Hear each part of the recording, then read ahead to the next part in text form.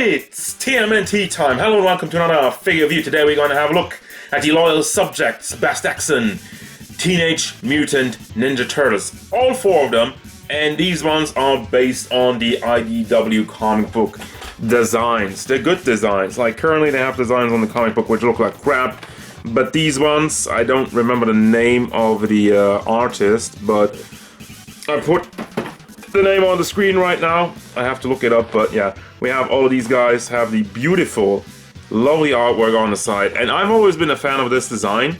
I've been reading the comic book almost since the beginning, and it's been a good one. Again, it's a cool reimagination of the TMNT. Play around a little bit with the designs without changing too much, and that's, I think, how it should be. Be respectful to the source material, and that's what these guys are doing. So, getting my hands on these designs has been something I wanted, and even though I don't really collect much from the loyal subject BST AXN or whatever it's called, these ones just caught my eye, caught my attention, and I decided to give it a shot. So, let's have a look at them. They all come in different sizes, so that means more work for me. Michelangelo stands at about 13 centimeters to the top of his head, which means we are going up to a little over 5 inches tall. For Leonardo, 13 and a half, 13.6 or something like that. For your inches, that's 5 point... oh, this is like 3? Something. The inches on it is clear on this ruler, so I'm not really 100% sure with Leonardo Raphael. It's almost the same as Leonardo, but it means we also have, let's double check on your inches. Yeah, kind of like almost 5.5. This one is almost 5.5. And then for the big one, the tallest guy of them all, 14.5 centimeters to the top of his head, which means we are going up to like, what is this, 5.7 inches tall. Size comparison. Here's Jalter, the SH Figure Arts Son Goku, NECA Michelangelo, the Playmates Mutant Mayhem Turtles, the Super 7 Michelangelo, SH Figure Arts Donatello, Playmates 2003 Donatello, the original vintage Raph, Playmates 2012 Leonardo, and Darkseid. For your overall look in detail, there's even more work to do because they all look different, which I like. This is one of the best parts of any TMNT line. I mean, the classic ones all look the same, that was the norm, but over the years, especially in recent years, we have been getting more unique looks at the four turtles. Now with Michelangelo, he does look a little bit more, a little bit smaller, a little bit more rounded in general. Has the short bandana, which is nicely painted, the same with the eyes and the mouth also. Like the paint on there is very nicely done. Then we have the shell, which has some kind of scratches on it. I'm not really sure, but it looks like the shell is painted for Leonardo and Donatello, and it looks like unpainted plastic for Raph and Mikey. I'm not, again, 100% sure. It just looks a lot cleaner if you look at it. It seems like there's paint on here, because it looks a lot more detailed, and then this is just kind of looking a little bit washed. Maybe I'm tripping, but I don't know. It kind of looks like that, and it would be weird why they would paint it on like some of them and not the other ones. But yeah, we do have the shell that kind of wraps around the arm. Belts are soft plastic, unpainted, but the mold on there is nicely done. And then for the bandages that wrap the hands are also painted. Again, like, looks a little bit more detailed on the top part, and looks a little bit more like washed on the lower half. I say washed, but you know, you can see the molded detail on the top part and on the lower half. It looks a little bit more muddy. I guess that's like a better word for it. Tons of muscle detail though in the legs and also the arms. Looks fairly realistic. There's a spot of brown paint on there, unfortunate, but we also have the weapons. I already got that in there. And down to the tippy toes. Again, I'm a fan of the design. Moving on to just Leonardo, I'm gonna go over that one by one. We have a very angry looking face, and he has an extremely long bandana. All of them are kind of ripped up at the end.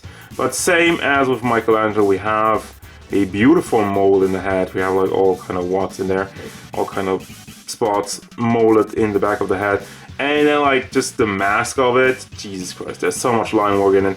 He looks like super duper angry. And we have like different face sculpts, just letting you know that ahead. But if you don't like this angry looking TMNT lineup, we do have head sculpts to fix that. But I love these because it's so reminiscent of the old school toy where they all look very pissed and whatnot.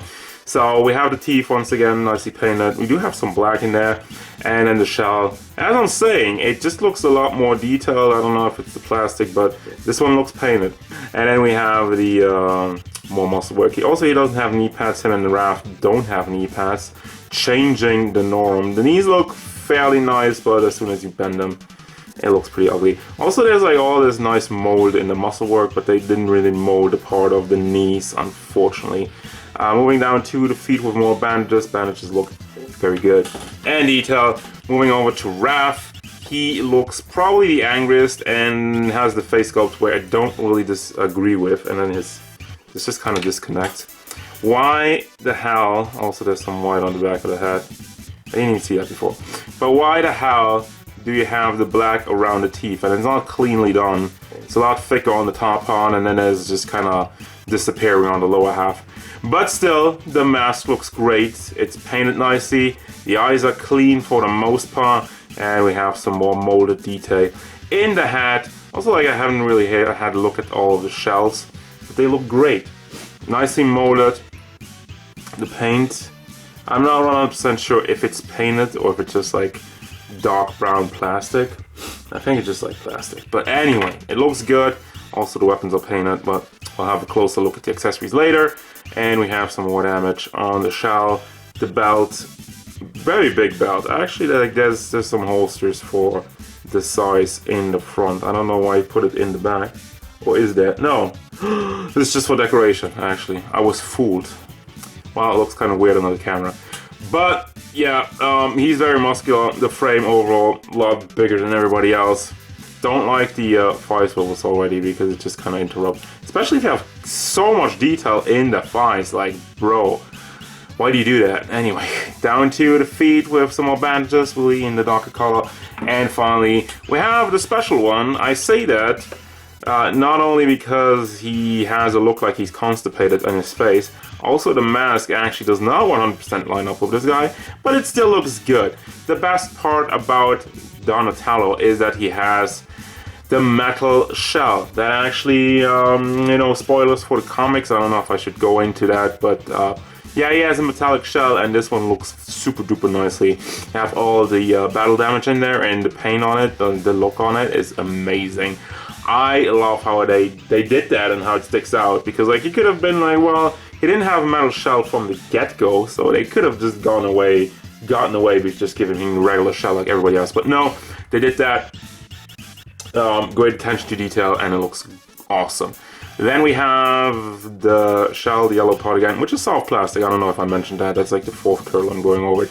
Maybe I'm repeating myself, but we do have elbow pads on this guy. Tons of pouches also on the belt, and more muscle work in the knees, in the thighs actually. Do they look kind of like the same. I guess it's somewhat of the same mold for the muscles. I don't know. It's similar. It definitely has a similar idea, but it's not exactly the same line work. So I'll take that back. Just having to look at all the detail on these guys. I mean, generally speaking, it seems like they really have like a different mold for each and one of them. And you could say, well, of course, they have different sizes. But, you know, like I'm saying with the thighs, you could always just try to recycle those things. But by the looks of it, there's parts that look similar, but I don't think anything has been recycled from character to character, which is super impressive. Like, I gotta give them that they didn't try to just sneak around and cheapen out on this one and just give us 4 turtles that aren't identical in any parts, at least from what I can tell. For the articulation, I'm just gonna have a look at Mikey because they all have the same articulation. I don't have to look at them one by one, but first and foremost, the heads are very limited, unfortunately. Didn't really hollow it out, it's just on a ball, so you can tilt it back and forth, go side to side a little bit, and bring it all the way around. And the the part of the mask, which is sticking out in the back, is on the ball joint. So you do have a little bit of wiggle motion, not too much, but it is there. It does work. Now for the, let me move this up, let me be careful and I'll break anything off. For the shoulder, we do have a ball connection in there. So you do have back and forth motion quite nicely. You can also rotate it on here all the way around. And the hinge itself doesn't really go out more than this. You have a bicep swivel, also double hinged elbow, which looks horrible, but it works. Then we have the hand on a simple hinge, which at first sight you think it doesn't really move that much, but you do have a little bit of back and forth on it. Also some wiggle motion. It's not really connected super tightly in there, but it also doesn't pop off, so don't have any issue with that. We don't have any articulation in the torso, not even a swivel on the lower half, so they're pretty much bricks when it comes to that. For the legs, doesn't really move up that far. What I feel they messed up is like, could have cut it up a little bit higher over here, and since the shell is soft plastic anyway, it would have just went out of the way if you just put that up a little bit more. Moves out to the side, it's just on a ball over here and doesn't really move to the back because of the shell. We do have this thigh swivel, which I'm not going to use ever because it looks ugly and it just breaks up the sculpt. Since the sculpt is very nice as well. And then we have the double hinged knee, which once again looks freaking awful. Just, you know, kind of make like a bigger knee pad, I guess, in the middle. I'm not sure, but it doesn't look great, but it works. And again, I haven't really talked about the price point. Considering everything and looking at the price point, I think the articulation is actually decent overall. And the foot moves back and forth, side to side, and does it? It doesn't really go around. But yeah, again, for a $20 figure, this is not bad at all. And these guys also don't slack on accessories. We got a bunch of cool stuff, and I just keep it in the box, otherwise I'm just gonna get confused where the hell I put it back later. But as I was saying, we do get different head sculpts. Get a look at the Michelangelo stuff. He has this happy face with the big, more anime look eyes and the winky face, and they all come with a second part for the bandana. Then for the hands, you got like a fist hand, an open hand, a pointy finger, and well, this one's more grabbing.